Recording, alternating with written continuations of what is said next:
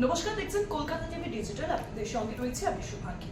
ইতিমধ্যেই যে খবর সামনে আসছে যে স্মার্ট মিটার কিন্তু বাধ্যতামূলক করা হচ্ছে, তবে সেই আবহে এই ঘটনার প্রেক্ষিতে বিরোধিতা করে ইতিমধ্যেই সরব হয়েছে যৌথ মঞ্চের নেতা ভাস্কর ঘোষ।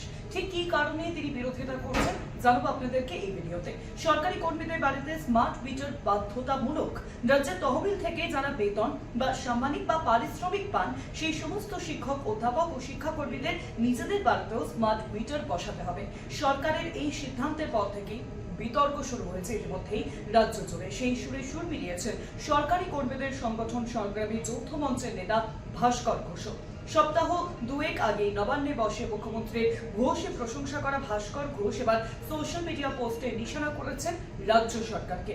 গত 3রা জুন নবান্নের তরফে রাজ্যের সমস্ত সরকারি অফিসে স্মার্ট মিটার বসানোর নির্দেশ দেওয়া হয়েছিল, কিন্তু সেই নির্দেশিকার রেশ কাটতে না কাটতে এবার তা গিয়ে পৌঁছলো একেবারে সরকারি কর্মচারীদের বাড়িতে।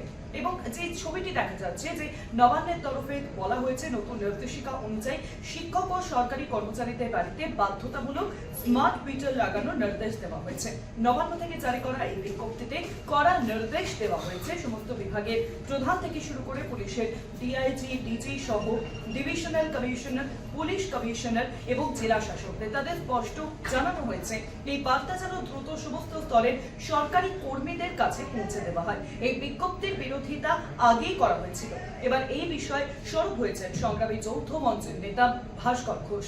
এই সিদ্ধান্তের প্রতিবাদে সরব হয়েছেন বিভিন্ন শিক্ষক ও শিক্ষাকর্মীদের সংগঠনের প্রতিনিধিরা। নিজের ফেসবুক পেজে ভাস্কর কি লিখেছেন জানাবো আপনাদেরকে।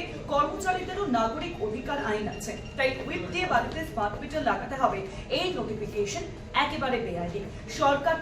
সরকার বরং অনুরোধ করুন। নির্বাচনের আগে বিজেপির তরফে প্রতিশ্রুতি দেওয়া হয়েছিল 200 ইউনিট করে বিদ্যুৎ বিনামূল্যে দেওয়া হবে। সেই প্রতিশ্রুতি পালন না করে এখন উল্টে সরকারি কর্মচারীদের বাড়িতে বাধ্যতামূলক স্মার্ট মিটার লাগানোর নির্দেশ দেওয়ায় ক্ষুব্ধ হয়েছেন ভাস্কর ঘোষ। পরবর্তী ক্ষেত্রে কি পরিস্থিতি হয় সেদিকে নজর থাকবে সকলে।